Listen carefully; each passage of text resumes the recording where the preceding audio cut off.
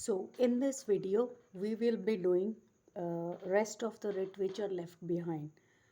So these are the writs called prohibition, certiorari, and quo warranto. First of all, we will discuss the writ of prohibition. So the writ of prohibition is being used mainly to prevent inferior court or tribunal from exceeding its jurisdiction or acting contrary to the rules of natural justice. तो main क्या है, if inferior court acts in the violation of the jurisdiction being provided to them, whether um,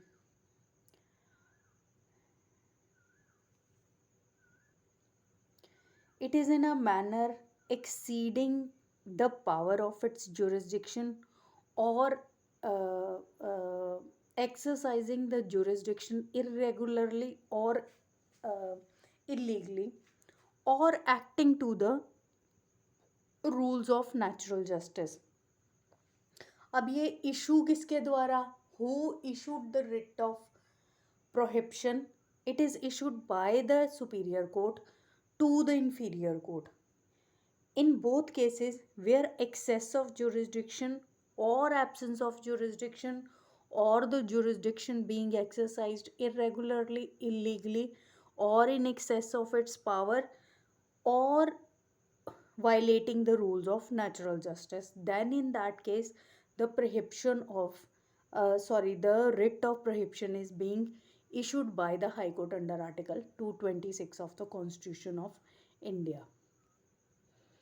And the next issue is the difference between certiorari and prohibition. As it is being said that both the writs are being used,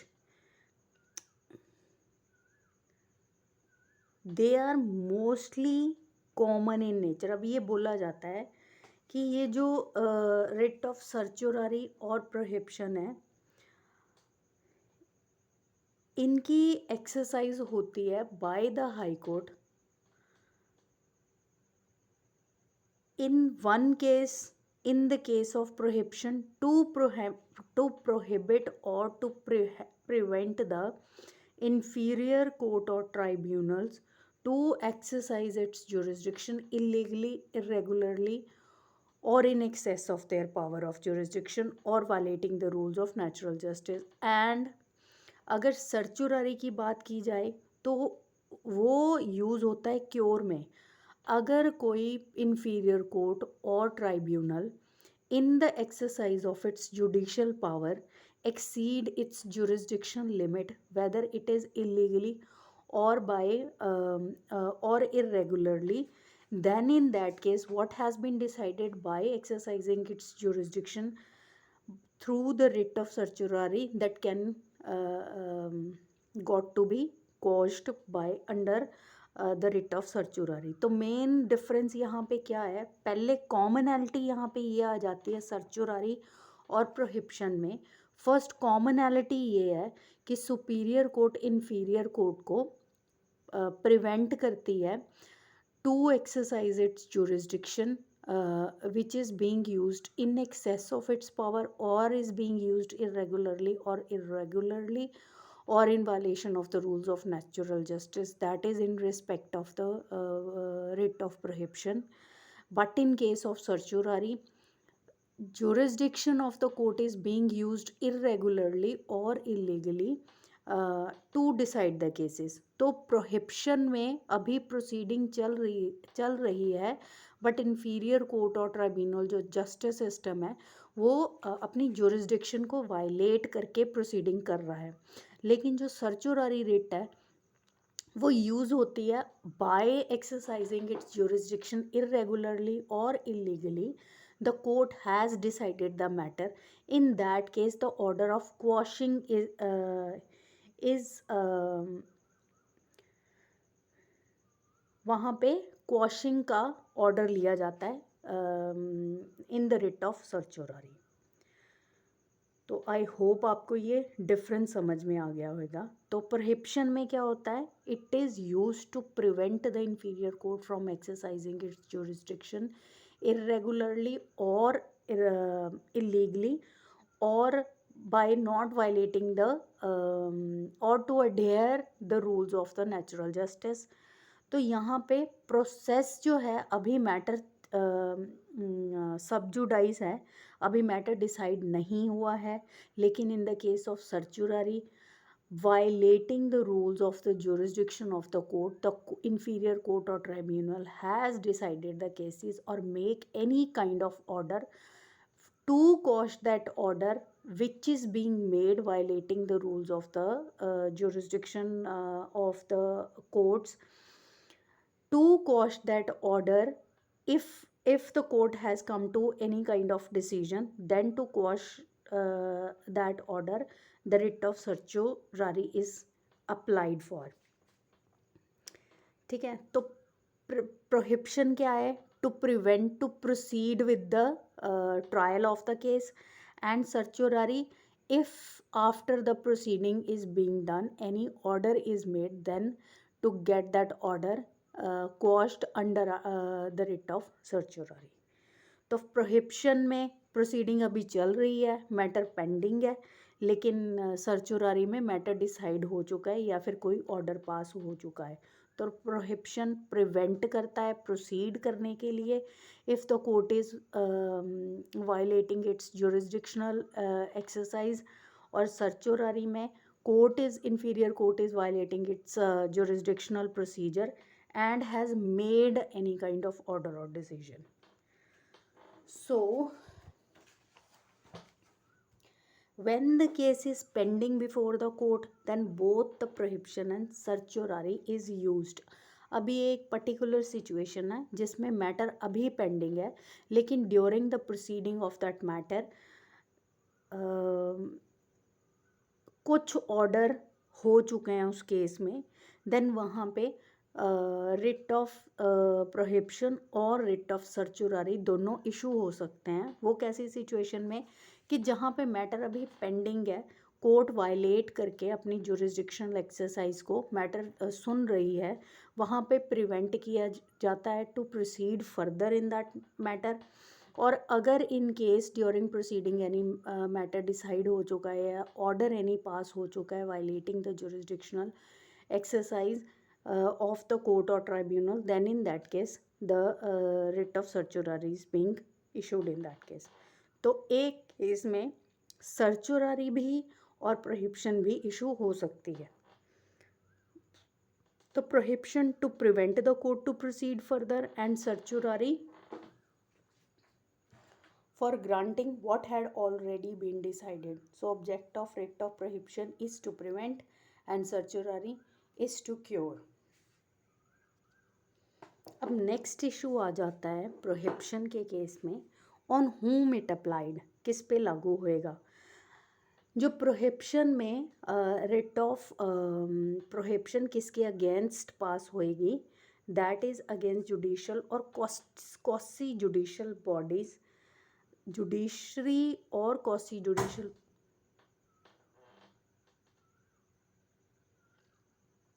जो bodies हैं,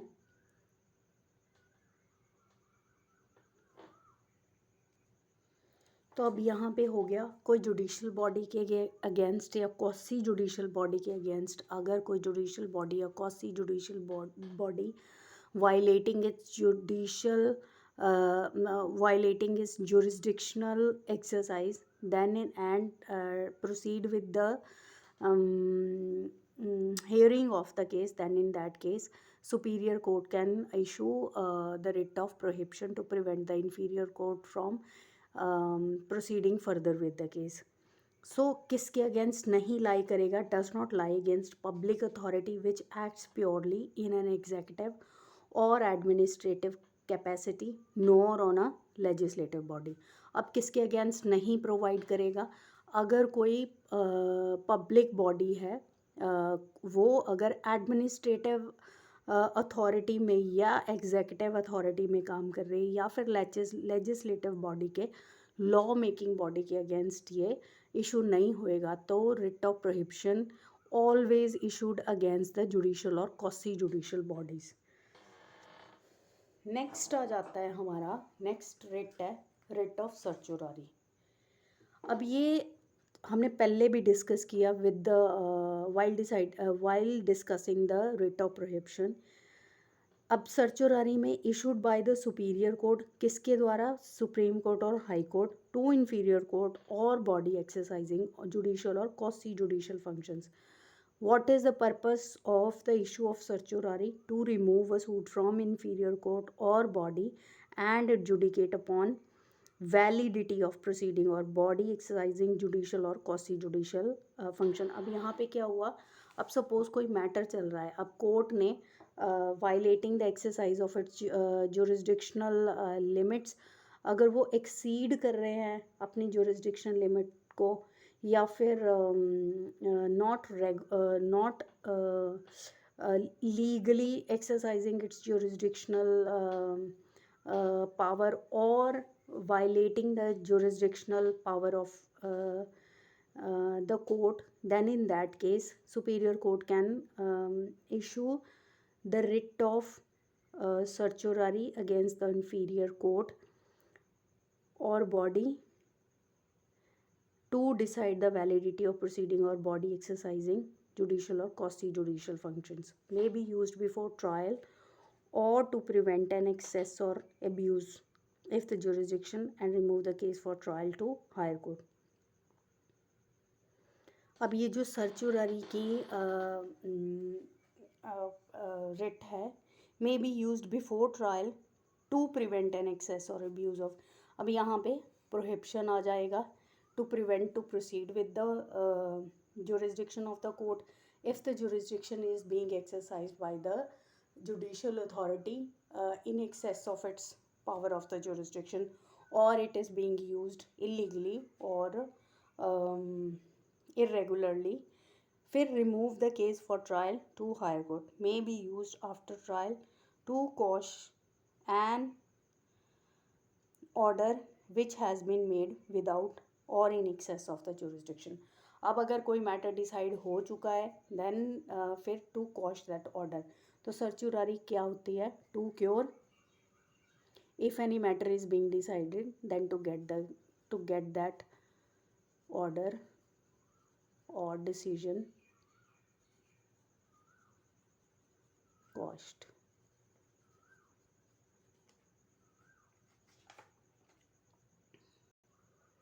अब जो सर्चुररी की power है, जो सर्चुररी की writ है, वो किस केस में इशू होगी?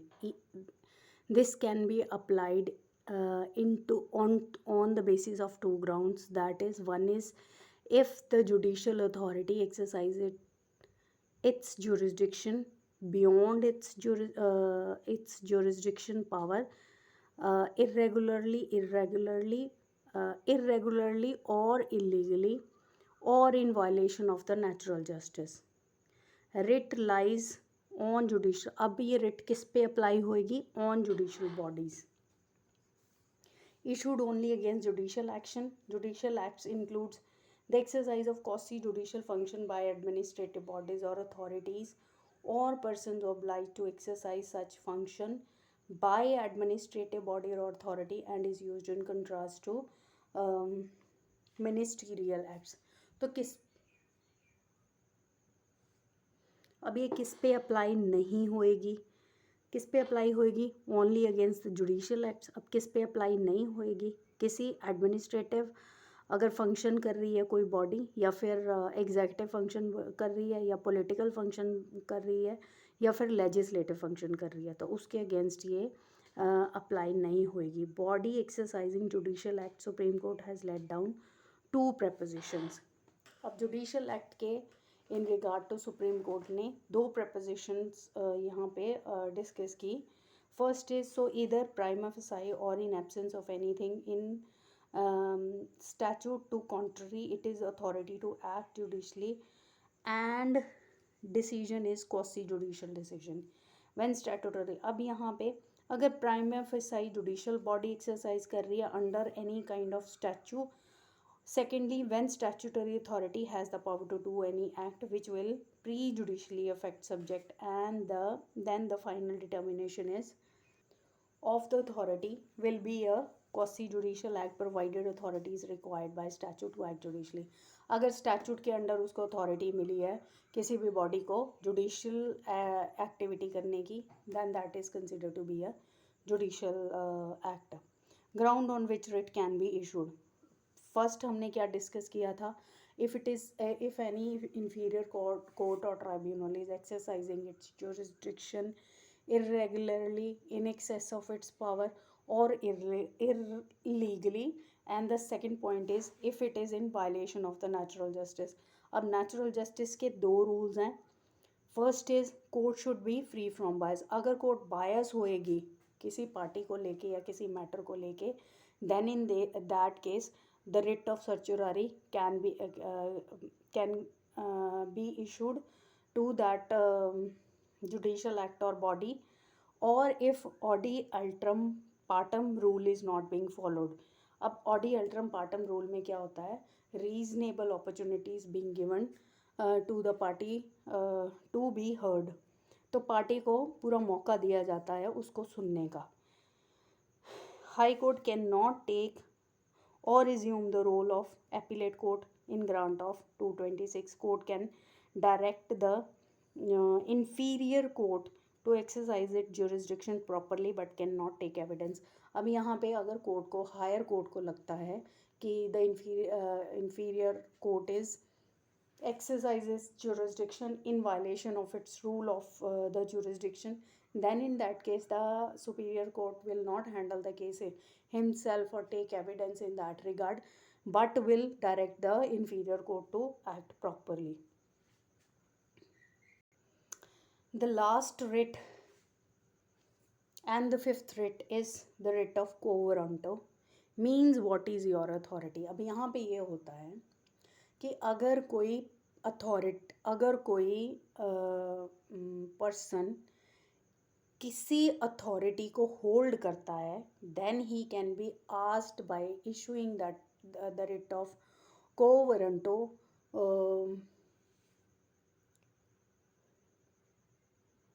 by what authority he has hold that authority. Object to prevent to hold office illegal. इसका मेन ऑब्जेक्ट क्या है कि अगर किसी पर्सन ने वो ऑफिस इलीगली होल्ड कर रखा है, then by the writ of quo warranto, if it is being proved that he has hold that authority illegally, irregularly, then in that case he is being prevented to hold that authority.